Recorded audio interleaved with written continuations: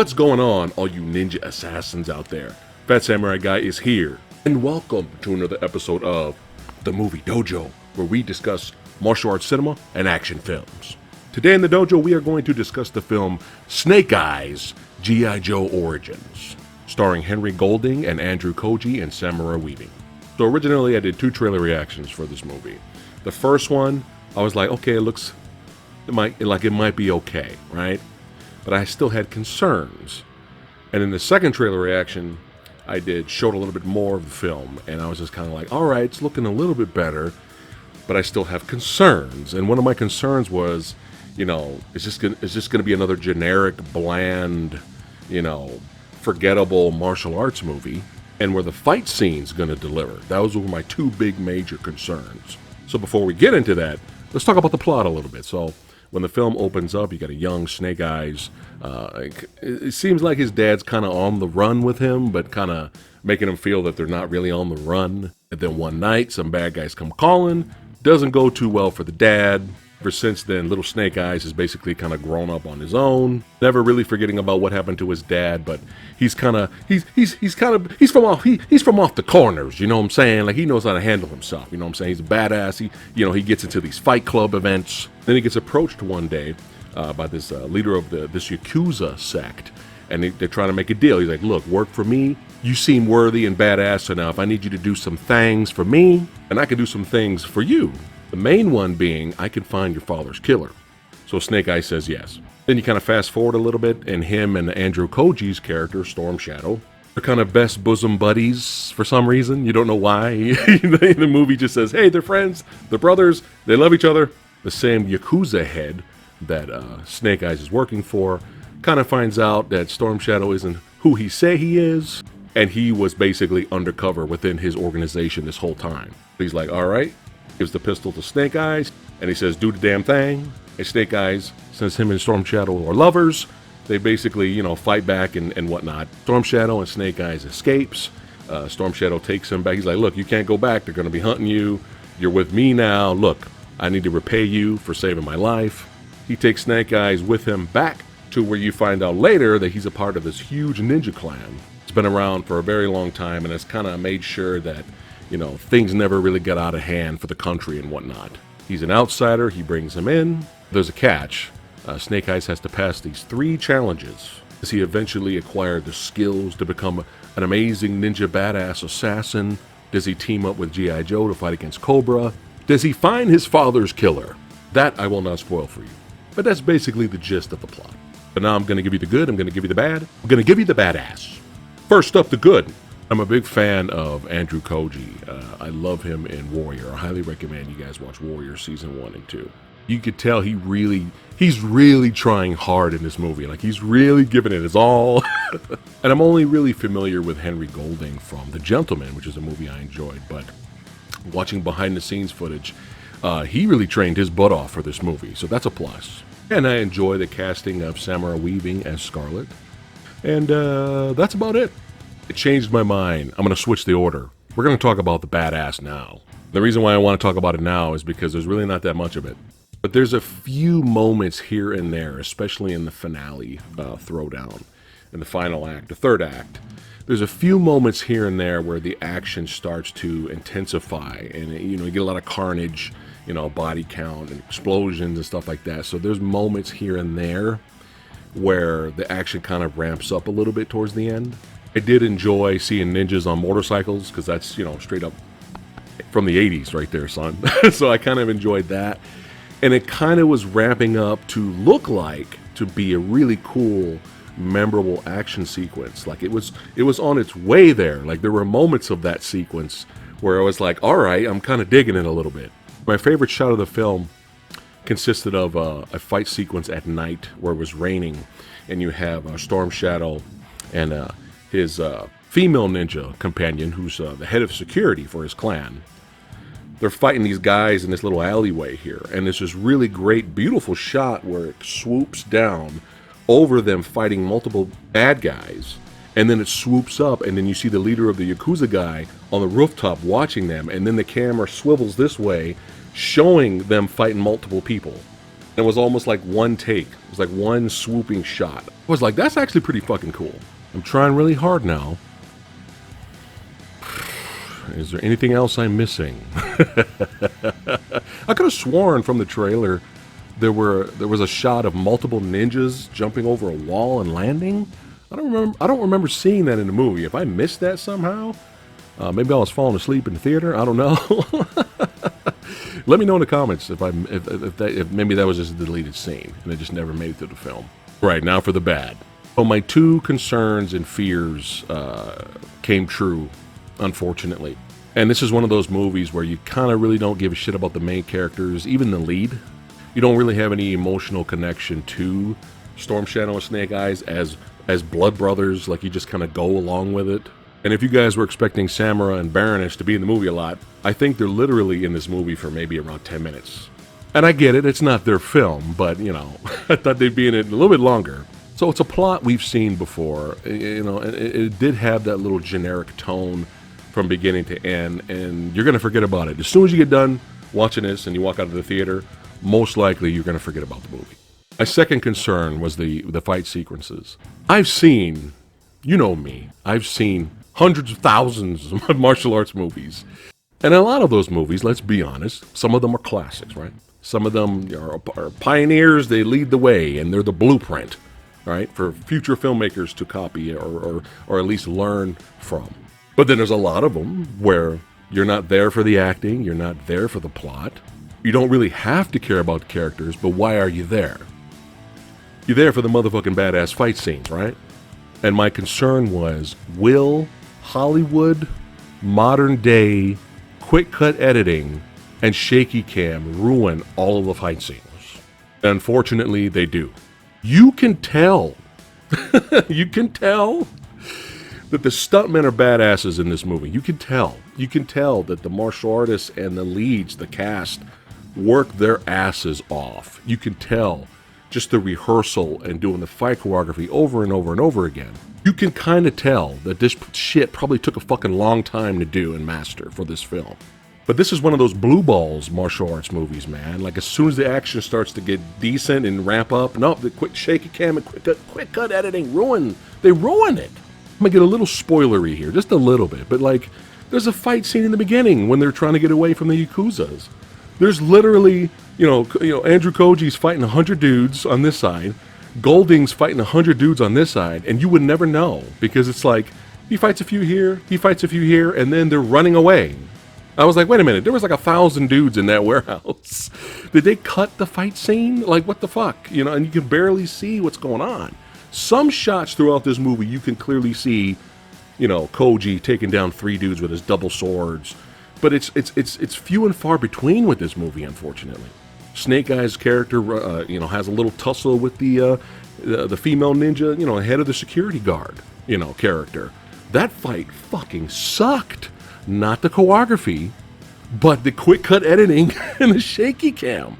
That fight's a fucking mess. And going back to what I was kind of enjoying a little bit with the whole ninjas on bikes, you know, chase sequence, which that action sequence looked good, like it looks fun. But why is the truck driver still fucking driving this whole time? There's vehicles blowing up on the side, gunfire, ninjas flying around, and the truck driver's just, fuck it. I got to deliver my shit, man. You know what I'm saying? I got to deliver these cars. Fuck it. I don't want to miss out on my bonus. You know what I'm saying? It just didn't make any sense. Like, why is he still driving? At least show a shot of the driver react. Like, what is going on? You know, something.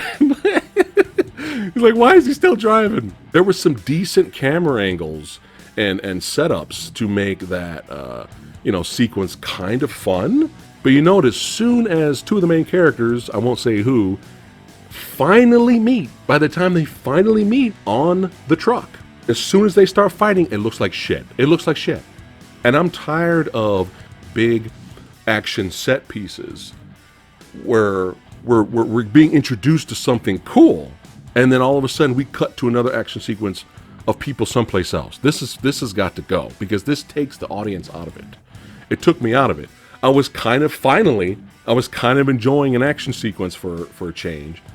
And nope, we got to cut to see what Samurai Weaving and Baroness are doing. It was just like, I get it. It was a finale. They were trying to throw everything together. I get it. But sometimes, I mean, that's like watching the motorcycle samurai sword bike chase action sequence from The Villainous. Now imagine watching that and getting into that, and then all of a sudden we're going to cut to two other people in the movie fighting somewhere. It takes you out of it. And again, we have scenes, especially in the finale, where our two leads are surrounded by hundreds of dudes. And then as soon as they start fighting, just chop chop here, chop chop there, and then everything's fine and it's over.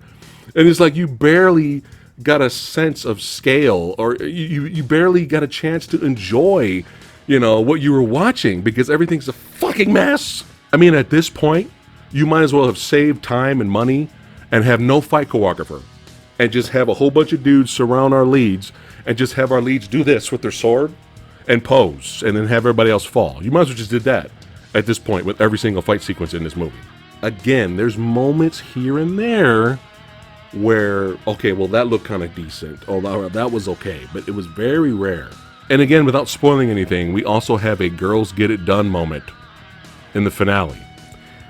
And I don't mind that, but I'm going to say, those of you who watched this, let me know in the comments, what the fuck were the rest of the Yakuza doing during that whole sequence when the girls are lining up and getting it done? What the fuck were they were surrounded by a whole bunch of dudes. What were they, just watching this? All I gotta say is take a look at the behind the scenes fight choreography sequences where the stuntmen and the lead actors are busting their ass. Here, take a look at this clip right here.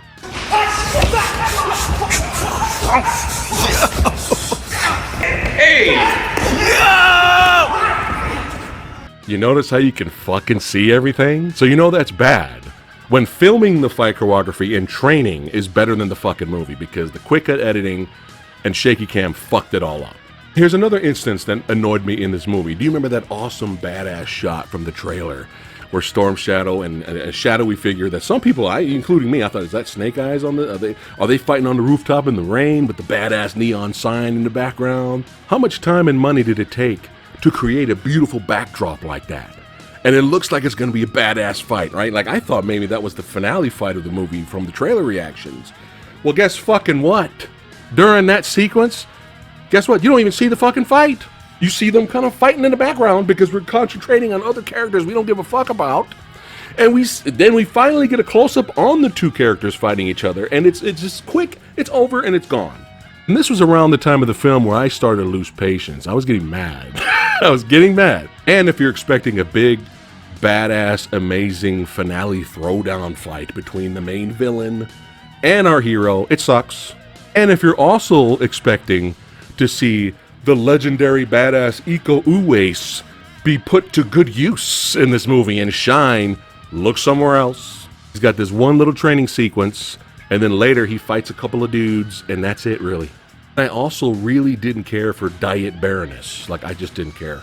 And also, if you're expecting to see Snake Eyes in his iconic Snake Eyes uniform that, you see on all the fucking movie posters and shit, well, he just wears it once, and that's it.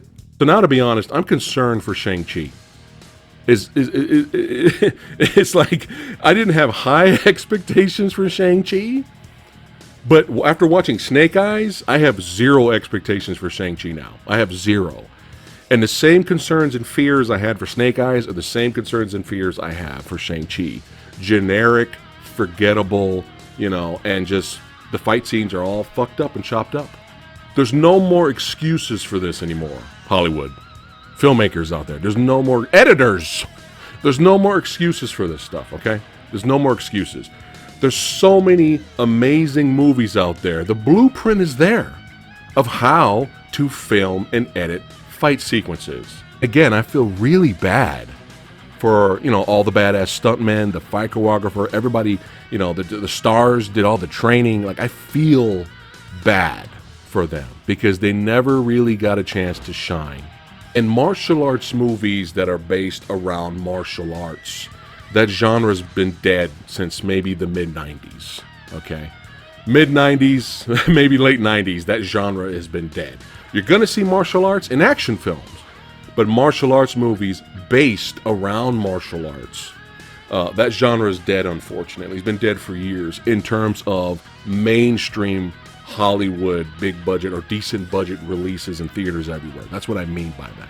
On video and smaller budgeted or foreign flicks, you know, that the hardcore stuff still exists. When you have a movie like Snake Eyes, where, you know, Hollywood takes a chance, gives a decent budget, and it completely fails either financially or critically, they're not going to take a chance anymore on a future martial arts movie based on martial arts.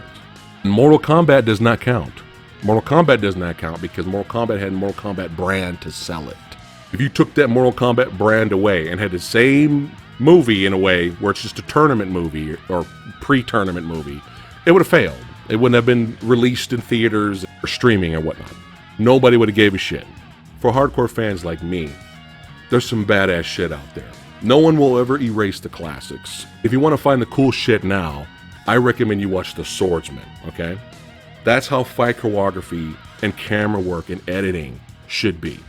And I would love for a return, you know, of the martial arts genre. I would love for a return to, you know, big budget movies and being released worldwide in multiple theaters. I would love to see that. I was a little excited to see a ninja movie in theaters. A little excited to see a ninja movie in theaters with ninjas in it on bikes. I mean, come on. You know, and again, you could approach this film like, okay, you could turn your brain off and just enjoy it like a popcorn flick. I can see people enjoying this film. I can see it. And that's perfectly fine if you do. But even for a mindless movie, I have standards.